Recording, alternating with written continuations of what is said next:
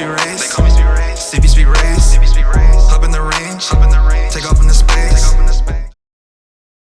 Hey guys, it's cbgray coming to you guys live with another Destiny video. How are you guys doing today? So in today's video, I want to bring some help for some people that are wondering how to get their power level up in Destiny 2 within Season the Drifter. I know a lot of people have been struggling, and you may be thinking you don't have enough time since you work a full-time job or you go to school, and there just doesn't seem to be enough hours in the day, and you don't know what you should be doing when you're actually within the game.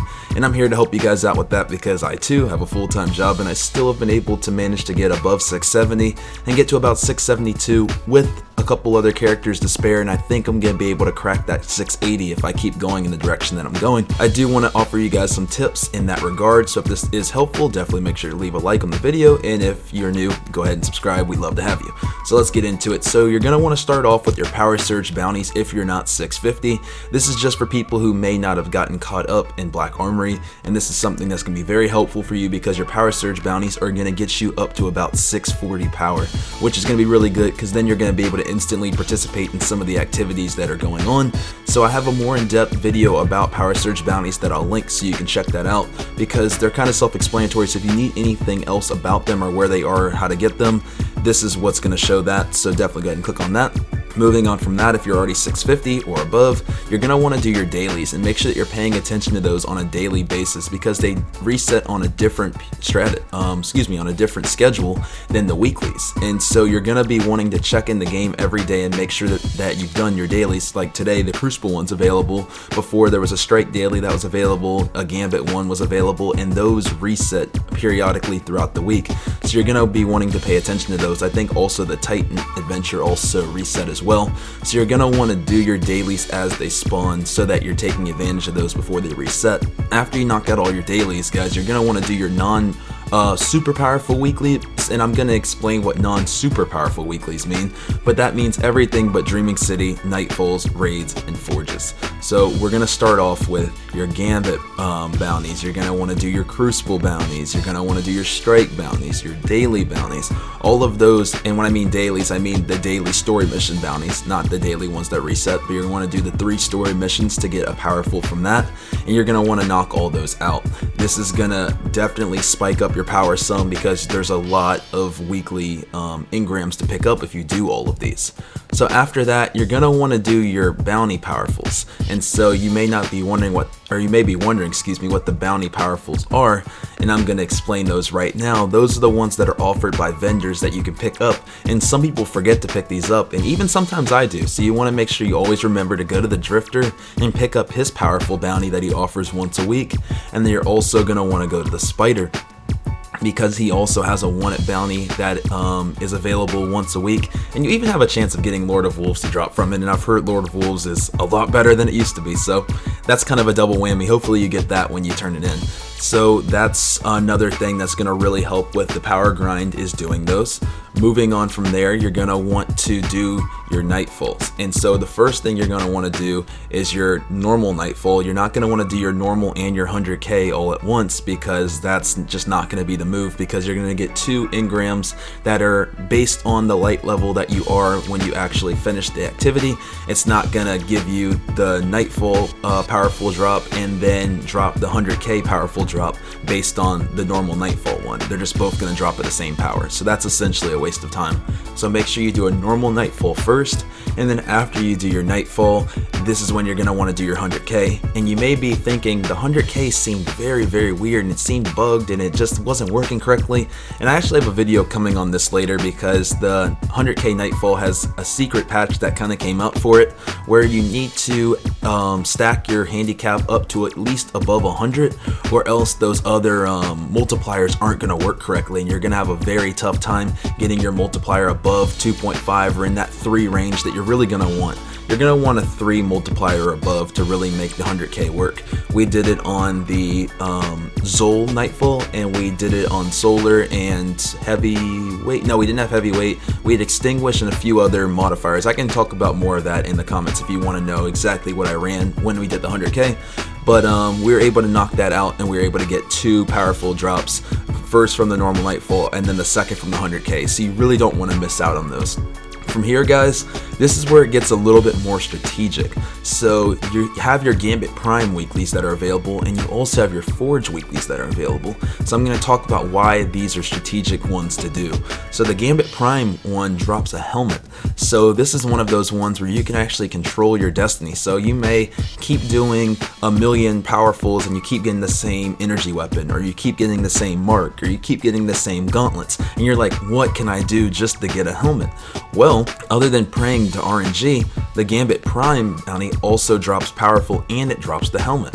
So if you need to get a helmet, make sure you do your Gambit Prime, and make sure to do that when you actually need a helmet, so you can strategically power yourself up instead of doing it when you already have a helmet done and then it doesn't benefit you at all. Same thing with the Forge weeklies, guys. You're going to be wanting to be strategic with these as well. You have the ringing nail available, you have the sword available, and you have the sniper available as well. So this week, that means 2 energies and 1 powerful one, or 1 power, excuse me. So if you need a power weapon, make sure that's when you're going to Ada and you're doing your sword forge. And then if you need an energy weapon, make sure you're either doing the sniper or you're doing the ringing nail, because those are going to give you powerful drops in slots that you can control. So when you actually need an energy weapon, this is when you're going to go there. When you actually need a heavy weapon, this is where you're going to go there. And you're going to want to do it in Bergusia's Forge, because I heard they drop even more powerful in Bergusia's Forge.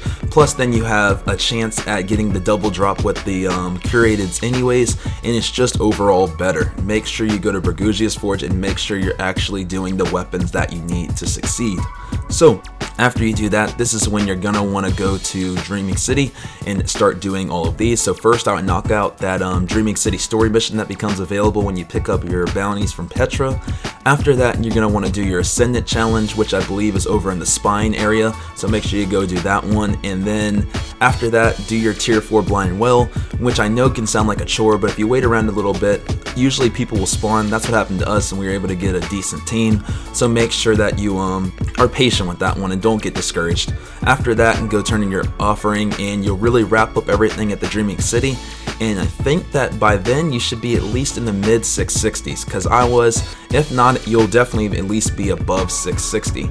And the thing to top all of this off is, when you're doing all this stuff, you're definitely going to be receiving a lot of Prime Engrams and maybe even a few exotic drops. So I know that I got definitely over 5 Prime Engrams, probably more, but I'm being modest. And I was able to get 2 exotic drops. I was able to get the new Stronghold gauntlets that dropped really strong, and I was also able to get a very strong Crest of Alpalufi that dropped above 670 while I was playing the game. So if you're grinding hard enough, exotics and Prime Engrams will drop as well. Some other last things to mention too are that the clan engrams can be very effective too if you guys can get a few members from your clan to knock out some Crucible matches or to do a Nightfall. Those are also going to drop powerful from Hawthorne, so that's one thing you really want to keep in mind. Also the Crucible and Gambit rank ups as well. On those main rank ups, when you rank up your Valor, when you rank up your Glory, when you rank up your Infamy, like not the tiers in between, but those real rank ups, you'll get powerful stuff from those as well. So if you are finding yourself capped, you can also grind up your ranks to get powerful stuff as well.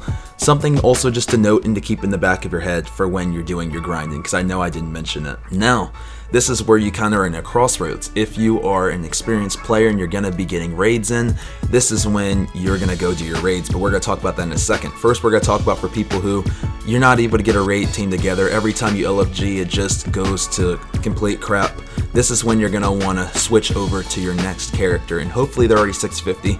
If not, repeat the step with the Power Surge bounties and get them as close to 650 as possible.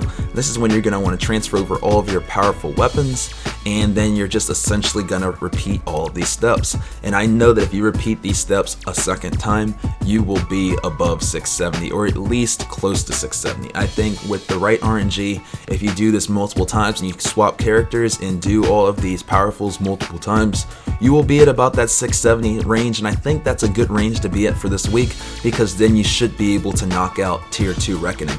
Reckoning tier 2 can be a little bit of a pain, but if you have a team, it's not too bad, and we were able to knock it out a decent amount of times, and I was able to get some cool loot from it. So hopefully you guys are able to knock that out too. So this is really what your first week of grinding for power is going to be if you're trying to get closer to 700 power. And some things to look forward to on the horizon is Thorn's probably going to drop strong eventually. Shattered Throne, I believe, is going to be available, so there's going to be some cool things to get next week as well to add into your power grind alongside of the stuff that I've already mentioned. Shattered Throne is going to be great for some powerfuls. Switching back over though, now we're going to talk about if you are able to raid. Once you finish your Dreaming City stuff, you're going to want to go do Last Wish. So after you knock out Last Wish, I would honestly, once you get to Riven, complete Riven 3 times, get 3 keys, and then open all 3 keys on your main character. That's how I was able to get to 672 before I even did Tier 2 Reckoning. It made all the difference because it was 3 powerful drops, and since my RNG is never going to allow me to get the 1,000 voices, it was just giving me a bunch of armor, and luckily I needed armor, so it really did help me out. Before I do shift gears on that though, I do also want to say that obviously the cluster bomb strat doesn't work anymore, and I know a lot of people do that, so make sure to switch over to Prospector, as Prospector is still an amazing option, and all you really need to do is have a tractor or have a melting point, and you can still do everything else pretty much the same. So after you do that, you're gonna want to go over to Scourge of the Past, as this will also drop some really great stuff, and the only thing you may struggle with is the final boss fight with Insurrection Prime. It can be a little dicey with their Whisper because of the nerf and only having 9 shots, and a lot of times I was noticing my first 3 shots, even when I landed all 3 precision, it wasn't coming back. Whisper just is not what it used to be in some respects, so make sure either you switch to a bow or scout rifle to be taking out all of the crits so that you can save your Whisper ammo, or use Darcy, that also works pretty decently, or you can do the shotgun strat. Either way, once you finish Scourge of the Past, you'll be completely done with your character, and then the only thing left to do will be checking in every day to make sure that you do your dailies as they come available, and then you're going to want to switch characters to your others and do all these steps again. I have no doubt in my mind, if you do all of these steps and you do the raids as well, you'll be above 680 by the end of the week, and that's where I think that I can get to if I push hard enough. Now, like I said again, guys, I don't play Destiny for a living. I don't do it full time. It's something that I love to do, but this is stuff that I was able to do while still working my 9-to-5 job every day. So I hope that you guys don't get in the comment box and say that because of my job I can't do this, or because of obligations I can't do this. With smart and very calculated grinding, I know you guys can get this done too, and I have faith in you guys. This isn't to kind of discourage people. This is actually to empower you guys. It really is possible, and I do streams trying to help people out with some of the stuff that they need, whether it's just a Nightfall that you're struggling with or whatever the case may be. So hopefully you guys will be able to at least get to a decent power level this week so that you can try out Reckoning Tier 2 and Reckoning Tier 1 and do some of these things that are available within Season the Drifter. So ultimately, this is really all that I have for you guys. I'll be updating this as more things become available, but as of right now, the only other thing to add for next week that I can think of will be Thorn and Shattered Throne. So those will be some good things to add into the mix next week.